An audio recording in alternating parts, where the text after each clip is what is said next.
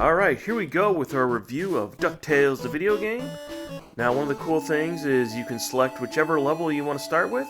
We're going to start with the African mines. Normally I would do Himalayas or Transylvania because you can get an extra hit point on those. But we want to kind of go through some of the attacks here. Now see, you got your standard jump, and then you saw I was doing like a pogo stick bounce. And you do that when you jump in the air and then do down and B, which is your attack. So first we're going to run into Louie here, and he tells us we need to get a key, and it's in Transylvania, so we have to leave and go to a different level. So the pogo bounce that we're doing here is one of our two attacks that we can use with B, and we picked up that coin, which gives us limited invulnerability. And then we find a big chest hidden inside the magic mirror, and we do a golf club swing, which is our second attack. And it's important to keep in mind you can't do your swing until you see Scrooge's tail feathers do a little bit of a shimmy. Now after we get the key, we could go to any level we want, but let's go back to the mines and we'll do the pogo stick bounce. Now normally you can just hold it and you'll just continue to bounce, but if you don't hit the ground square, as I didn't in a couple of those first bounces, it'll stop you from doing your pogo bounce.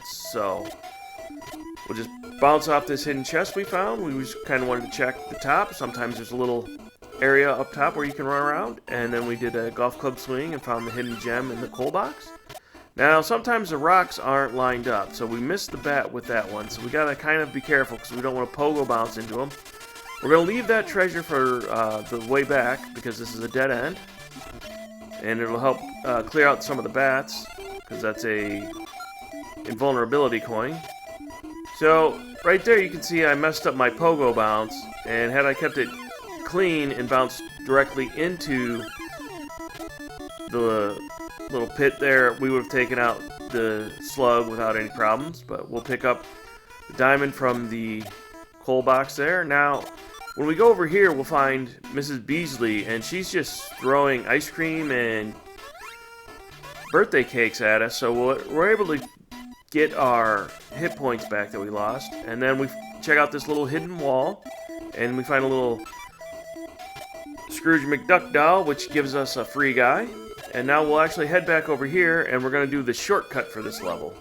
So we just start pogo jumping, and these mermen jump up, and we are able to bounce off their heads.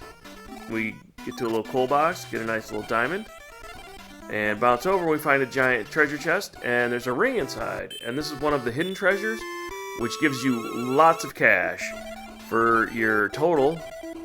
And so it's nice to find those. And we'll just drop down. And we're already on the way to the end guy, which we're just going to go and to the left. And we're not going to worry about any of these enemies. This is going to be the end. So we just come through, and we're going to fight King Slug here. And we just got to jump over him. And you want to hit either of these two higher elevated platforms so you can jump over him. Now, it looks like you can hide in the area you came through, but you can't get back in there. So he'll run over you. So you just want to get on the higher area and then jump over him when he comes at you. Don't pogo jump, because you can actually pogo jump into him when he's above you. So you just got to keep jumping over him. That'll take him out, and we'll find the giant diamond. And that's the easiest way for this level, but we'll show you the long way around here in a second. First, after you beat the level, you get money for how much time you have remaining, and then you'll come back to the main area and you'll bank all that money. And fun fact, it looks like Dewey must have spilled something on himself because there's two kids dressed like Louie in this shot. So we'll go back to the beginning and we'll just kind of run through it, and this will be the long way to go through this level. And if you go this way, you can pick up an extra free guy and you will get more money. But we're still going to take the hidden wall to pick up this free guy. And then we'll continue to the left. Now, if we went back to the right, we could take the chain down, and then there's a boulder we've got to avoid. But there's really no advantage to going that way once you know there's a hidden wall. And now right here, you want to jump to expose that, and then pogo jump, but not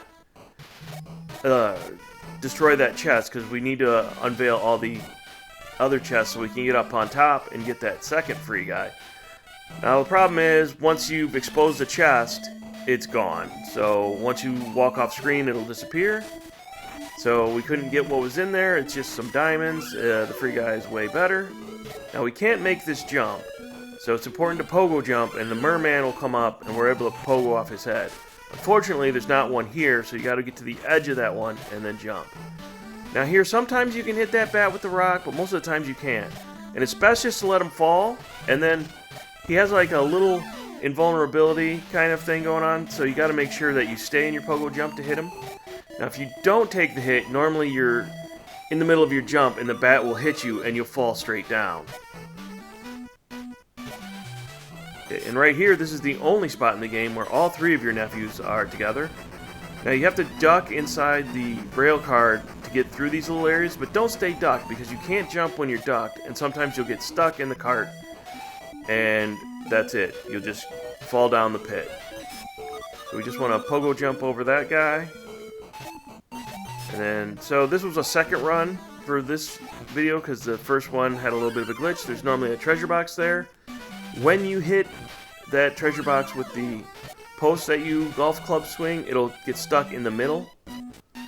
So once you make sure you pogo down at the end of your fall, otherwise you'll get hit by that slug. And then we just climb back up,